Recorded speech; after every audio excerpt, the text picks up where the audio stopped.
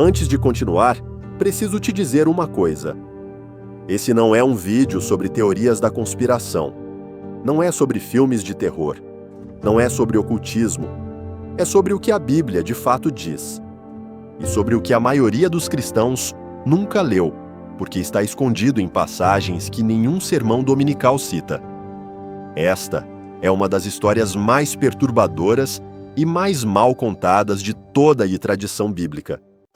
E ela começa com uma linha que, quando você entende o contexto, muda tudo. Os filhos de Deus viram que as filhas dos homens eram belas. Isso está em Gênesis 6, 3 versos antes do dilúvio. E a maioria das pessoas lê e passa direto. Porque os olhos estão procurando Noé, procurando a arca, procurando a água. Mas esses 3 versos existem por uma razão. Os filhos de Deus viram que as filhas dos homens eram belas e tomaram para si mulheres de todas as que escolheram. E o Senhor disse: O meu espírito não contenderá para sempre com o homem. Quem são os filhos de Deus? Essa é a pergunta que separa uma leitura superficial de uma leitura séria. Na tradição hebraica antiga, filhos de Deus, Bene Ha-Elohim, é uma expressão técnica. Ela aparece 4 vezes no Antigo Testamento, e em cada uma delas se refere a seres celestiais, não a seres humanos. O livro de Jó usa a mesma expressão para descrever seres que se apresentam diante de Deus no céu. Não eram homens piedosos casando com mulheres ímpias. Eram algo diferente. E o resultado dessa união foi algo que o texto chama de Nefilim. Os Nefilim estavam na terra naqueles dias, e também depois, quando os filhos de Deus se uniram às filhas dos homens, e elas lhes deram filhos. A esses eram os valentes que desde a antiguidade foram homens de renome. Homens de renome. A palavra hebraica usada aqui é Shem, que significa nome, fama, reputação. Os gigantes da antiguidade, os heróis do mundo antigo.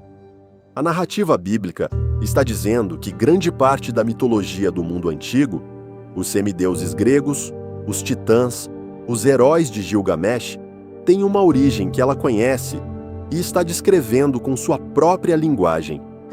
Mas quem eram esses seres que desceram? Para responder isso, precisamos sair do Gênesis e ir para um livro que a maioria dos cristãos nunca leu: o livro de Enoque. Enoque não está no cânon bíblico protestante ou católico, mas esteve, por séculos. Os manuscritos do Mar Morto, descobertos em 1947 em cavernas de Qumran, continham múltiplas cópias do livro de Enoque em hebraico e aramaico. E isso significa que as comunidades que produziram os manuscritos do Mar Morto, as mesmas comunidades que preservaram o Antigo Testamento, também preservavam e estudavam Enoque. E o Novo Testamento o cita. A carta de Judas, no Novo Testamento, cita Enoque diretamente. Pedro menciona a tradição dos anjos que pecaram. A carta aos Hebreus lista Enoque entre os exemplos de fé. Então, o que Enoque diz? Enoque conta a história de 200 seres celestiais que desceram voluntariamente sobre o Monte Hermon. O texto os chama de vigilantes, aqueles que velam. Eram parte de uma ordem de seres criados para observar e servir. E eles tomaram uma decisão. O texto diz que eles se consultaram e fizeram um juramento juntos, que desceriam juntos, que tomariam esposas juntos, que teriam filhos juntos, e que nenhum voltaria atrás. O líder deles era chamado Semiasa, e o texto diz que eles ensinaram à humanidade coisas que não deveriam ser ensinadas: encantamentos, a arte de fazer espadas e escudos, como trabalhar o bronze e o ferro, o estudo das ervas e suas propriedades medicinais e venenosas, astrologia, magia. Um deles, chamado Azazel, ensinou aos homens como fazer armas de guerra e ensinou às mulheres como se adornar, cosméticos, joias, técnicas de sedução. O texto de Enoque diz que a terra se corrompeu por causa dessas revelações. E então, os outros anjos, os que não desceram, olharam para Tabita à terra e foram até Deus e disseram: Veja o que está acontecendo. Veja o sangue que está sendo derramado.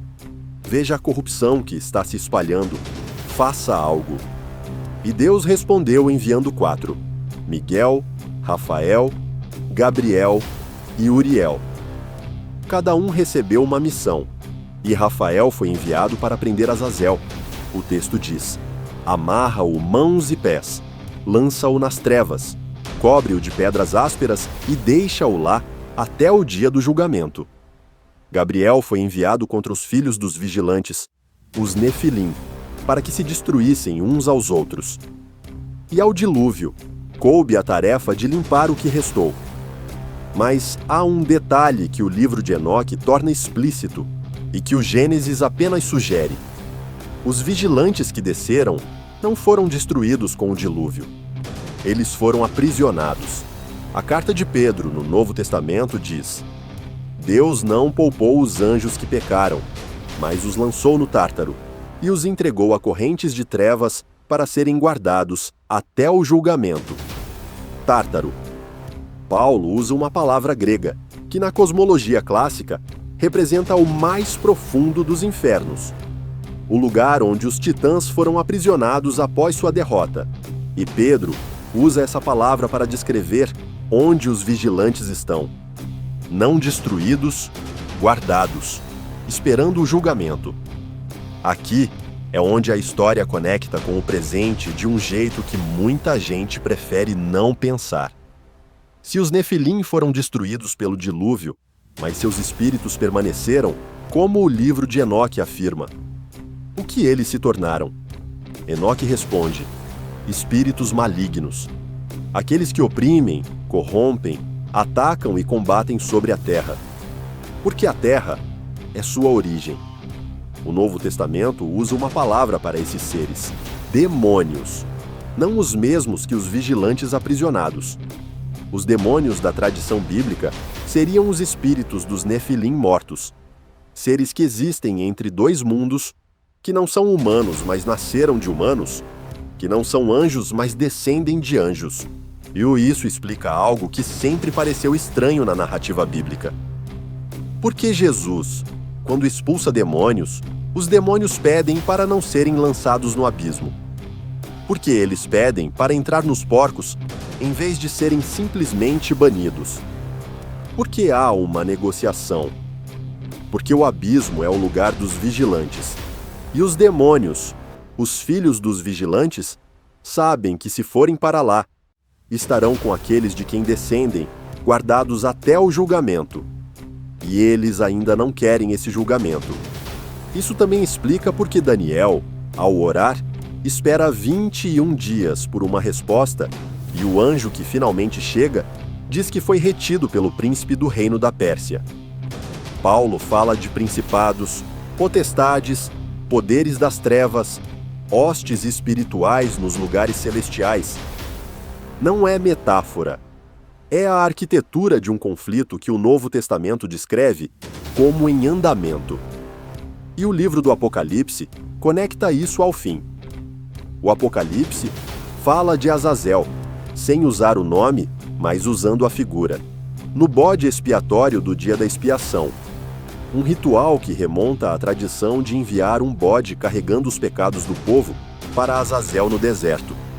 Um ritual que existia porque havia algo no deserto que recebia pecados. Algo preso.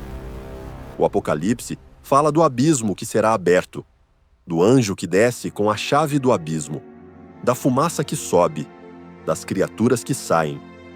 Se você lê o Apocalipse com os olhos do livro de Enoque, que foi o contexto no qual os primeiros cristãos liam, o Apocalipse não é mais metáfora.